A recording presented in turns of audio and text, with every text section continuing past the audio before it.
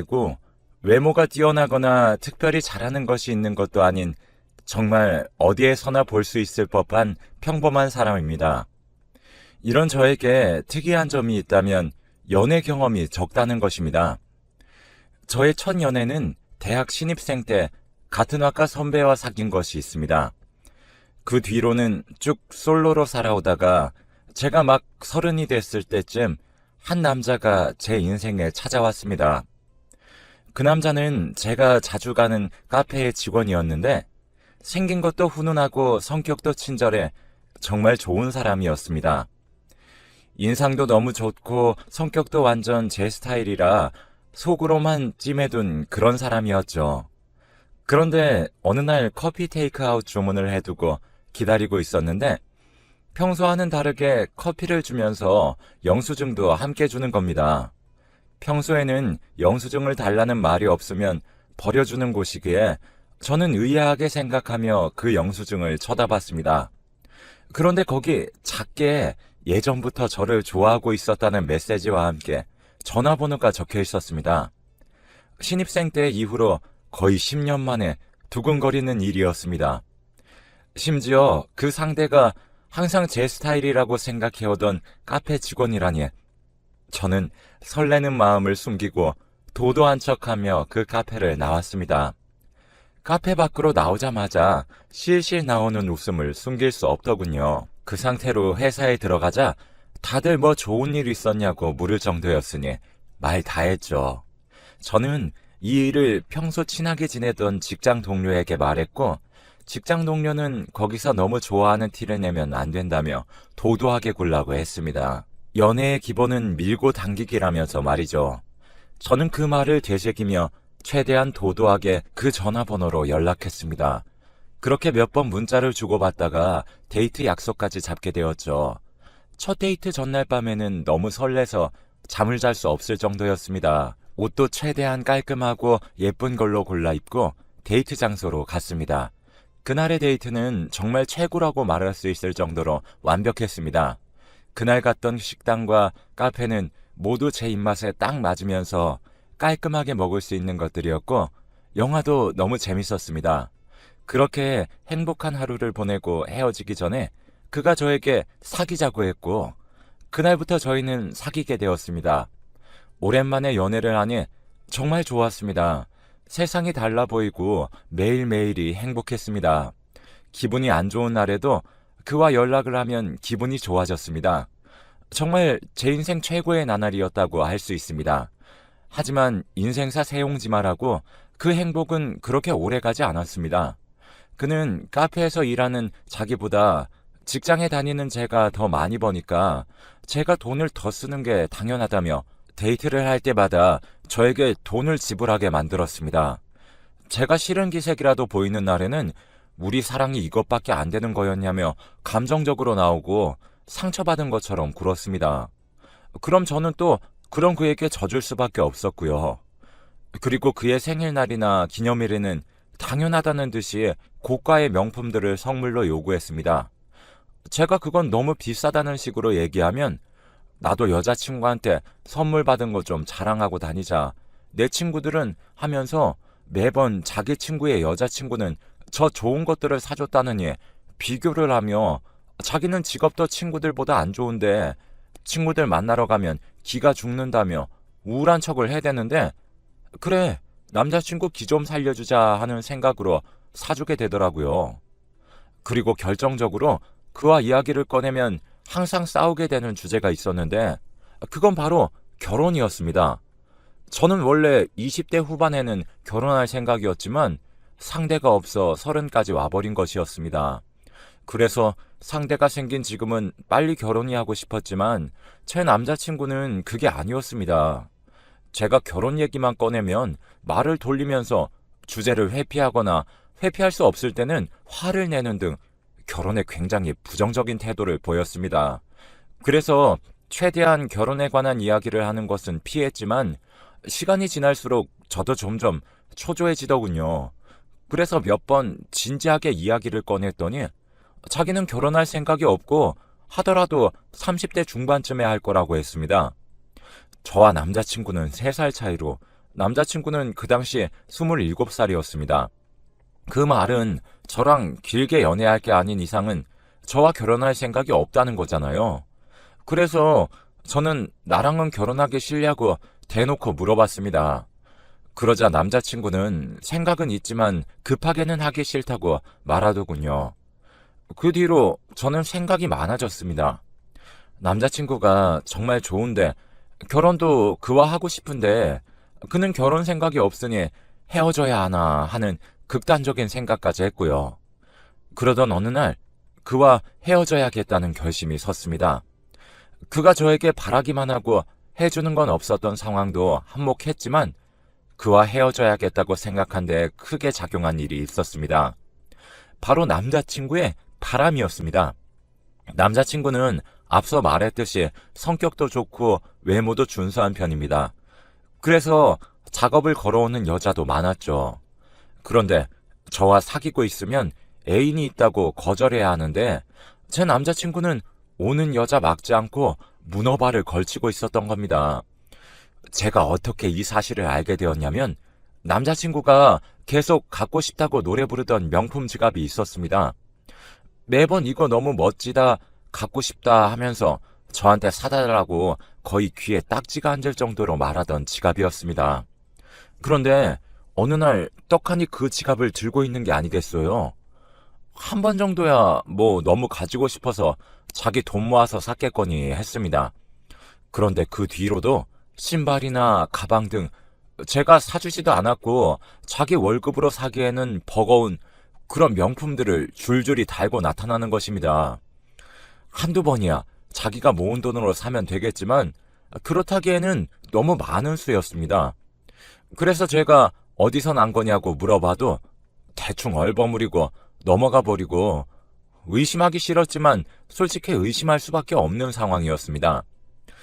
갑자기 어디서 돈이 생겨서 그런 비싼 물건들을 턱턱 사는 것인지 너무 의심스러웠습니다. 그 이상한 의문은 그렇게 오래가지 않아 해결되었습니다. 그와 평범하게 데이트를 즐기던 날이었습니다. 마침 기념일이고 하니 가격대가 좀 있는 레스토랑에 가서 분위기를 잡던 중 평소 양식을 좋아하던 남자친구도 기분 좋게 식사를 하던 중 갑자기 그의 얼굴이 굳어지더니 화장실에 다녀오겠다는 겁니다. 그래서 저는 알겠다고 하고 그가 돌아오길 기다리면서 계속 밥을 먹고 있었어요. 그런데 화장실에 간 것 치고는 너무 오래 걸리는 것입니다. 휴대폰으로 연락해볼까 했더니 폰도 두고 간 상태고 너무 안 오길래 혹시 휴지가 없는 건가 싶어 항상 가방에 넣어 다니는 휴대용 휴지를 들고 화장실로 향했습니다. 남자 화장실에 들어갈 수는 없지만 만약을 대비해서요. 그런데 화장실 쪽에서 남녀가 싸우는 소리가 들리더군요. 내용을 들어보니 여자 쪽에서 남자의 약속 장소에 일방적으로 찾아온 상황인 것 같았습니다. 오늘 약속이 있어서 못 만난다고 했더니 그 약속 장소에 찾아와서 회방을 놓으려고 했던 모양입니다.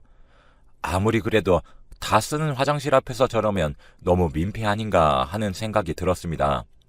그런데 순간 남자 쪽의 목소리가 너무 익숙한 것입니다.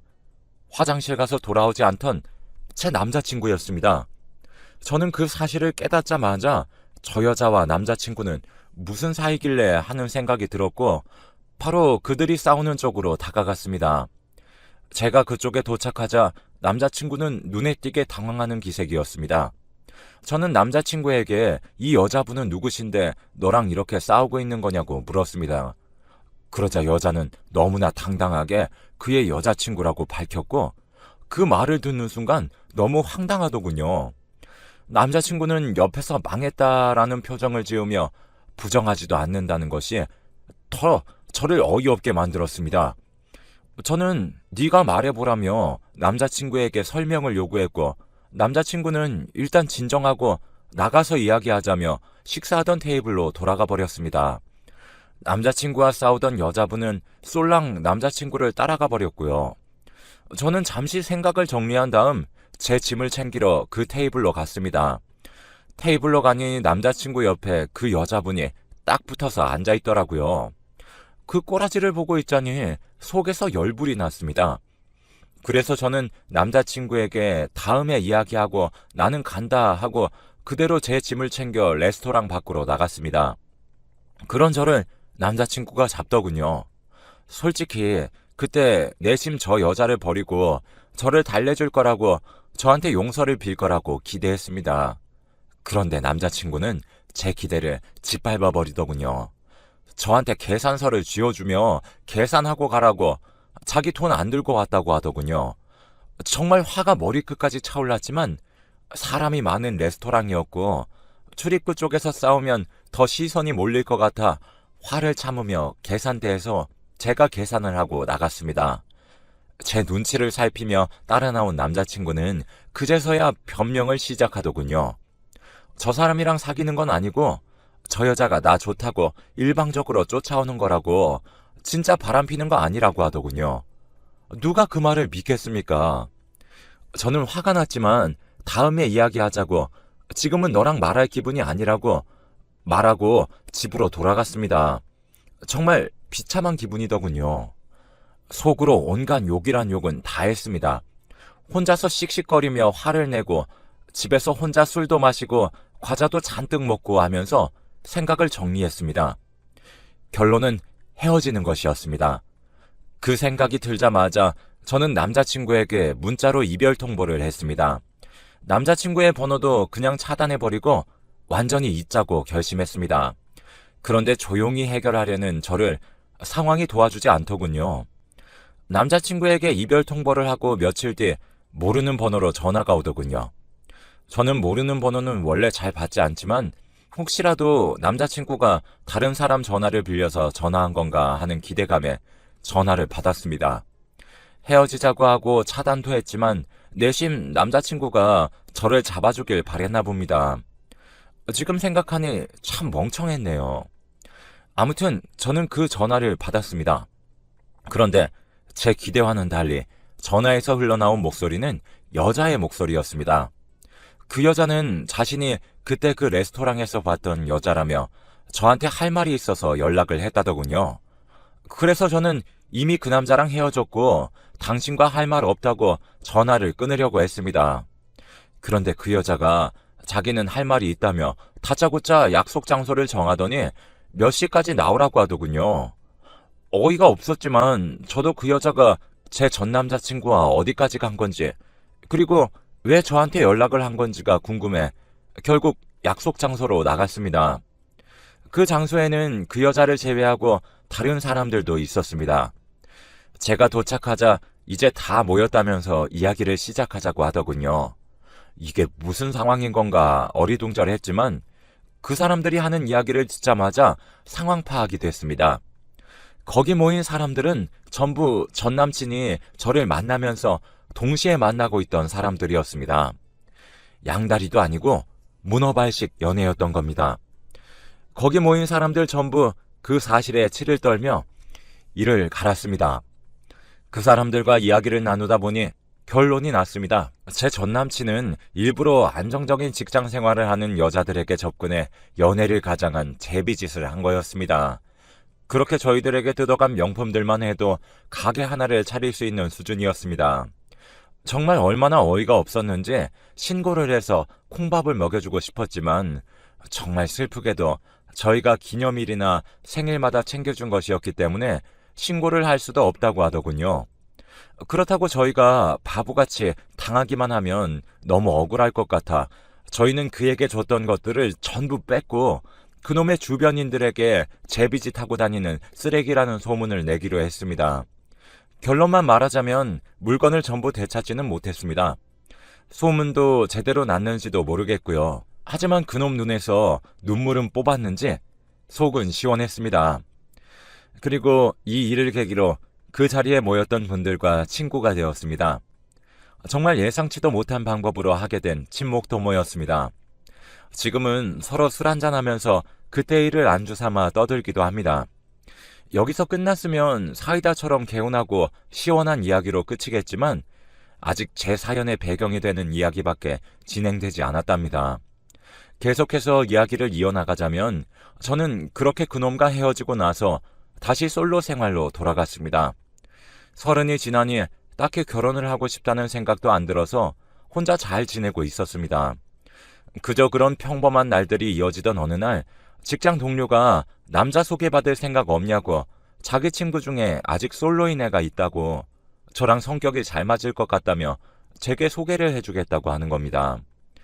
저는 그놈과의 더러운 경험 이후로 남자에 대한 불신이 생긴 상태였지만 원체 거절을 잘하지 못하는 성격이어서 동료의 말을 거절하지 못하고 한번 나가보기로 했습니다.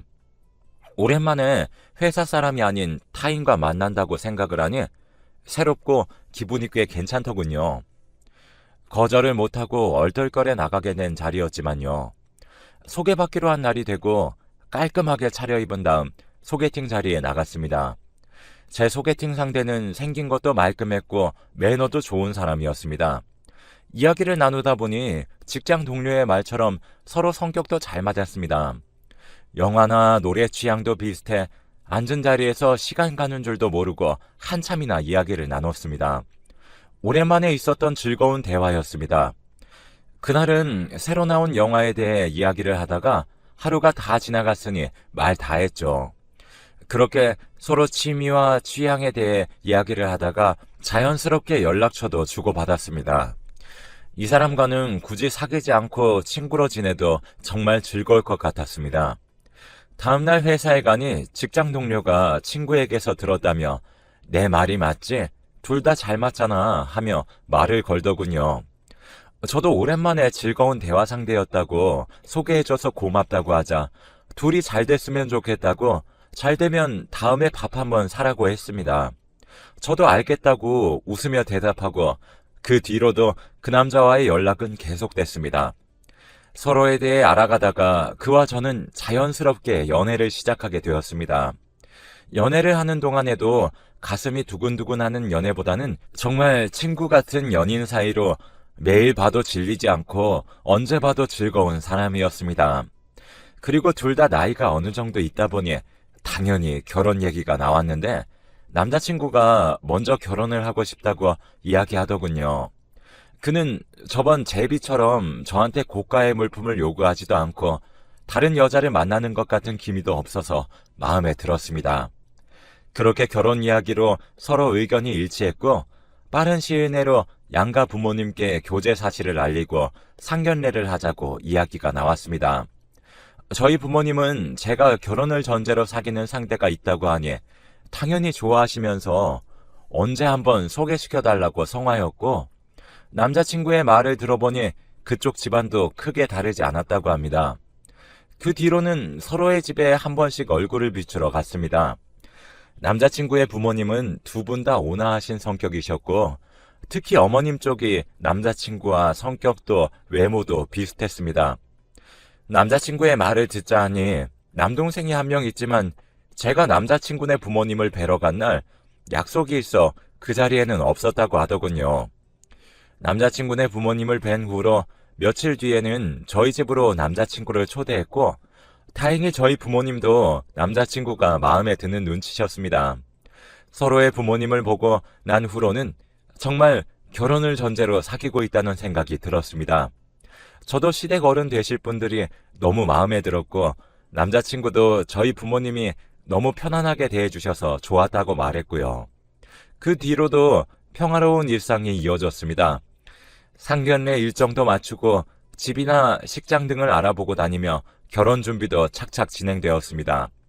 결혼 드레스도 고르고 반지도 정말 마음에 드는 걸로 고르고 행복한 하루하루였습니다.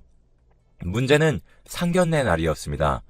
저희 부모님과 남자친구네 부모님이 처음 만나는 자리이기도 했고 남자친구의 남동생도 처음 보게 되었기 때문에 혹시라도 무슨 실수를 할까 긴장이 돼서 입이 바짝바짝 말랐습니다.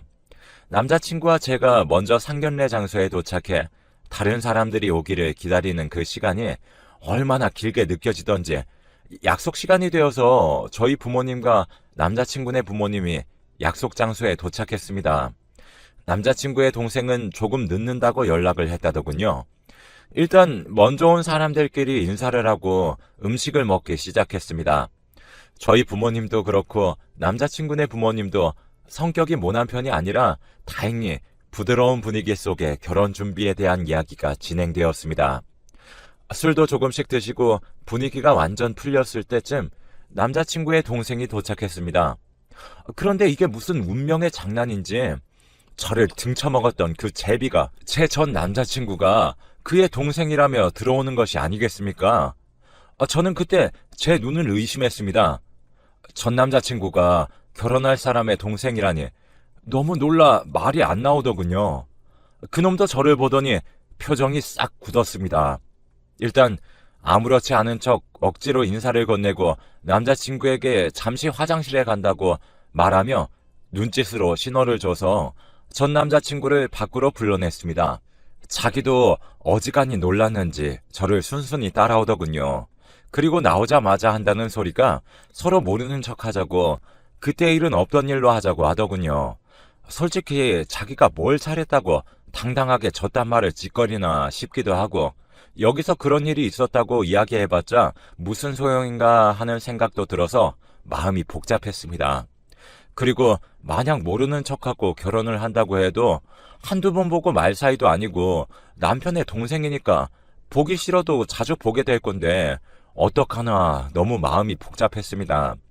솔직히 마음 같아서는 저놈이 얼마나 쓰레기인지 아냐고 저와 다른 여자들에게 했던 짓들을 까발려서 쪽을 주고 싶었지만 그렇게 하면 겨우 찾은 마음에 쏙 드는 결혼 상대를 잃게 생겼으니 너무 어려운 고민이었습니다. 그런 제 마음을 읽은 건지 그놈은 계속 저랑 자기만 모르는 척하면 조용하게 넘어갈 수 있지 않겠냐며 살살 꼬시더군요.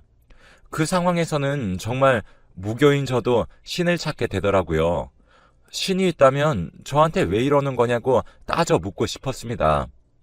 일단 상견례 자리에서는 모르는 척 넘어가기로 결정한 저는 화장실에 들러 손을 씻으며 마음을 다잡은 뒤 상견례 장소로 돌아갔습니다. 그리고 아무것도 모르는 척 무난하게 하루를 넘겼습니다. 그날 이후로는 고민의 연속이었습니다. 도대체 이 상황을 어떻게 해야 하나 하는 고민과 그놈과 형제면 제 남자친구도 바람기가 있는 건 아닐까 하는 불신으로 하루하루가 너무 괴롭습니다. 여러 가지 상황을 생각해 봤지만 어떤 길을 선택하든 너무 힘든 선택이라는 것은 확실했습니다. 만약 제가 그놈과의 일에 대해 다 이야기해버리면 남자친구와의 결혼은 물 건너 가는 것은 물론이고 결혼 이야기까지 나오다가 깨진 거니 직장 동료도 당연히 물어볼 것입니다. 그렇게 직장 동료에게까지 이야기가 들어가면 제가 제비에게 당했던 이야기가 회사 내에 퍼지는 건 시간 문제가 되는 겁니다. 이 길을 선택하면 여기저기서 들리는 제 이야기를 참지 못하고 도망가듯이 이직을 하게 되겠죠.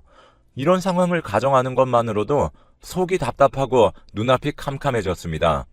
만약 남자친구에게는 아무 말도 안 하고 결혼을 파토내는 방법도 있지만 이 방법은 제가 너무 찝찝하고 서로 납득도 못해서 서로 감정만 잔뜩 상할 게 뻔합니다.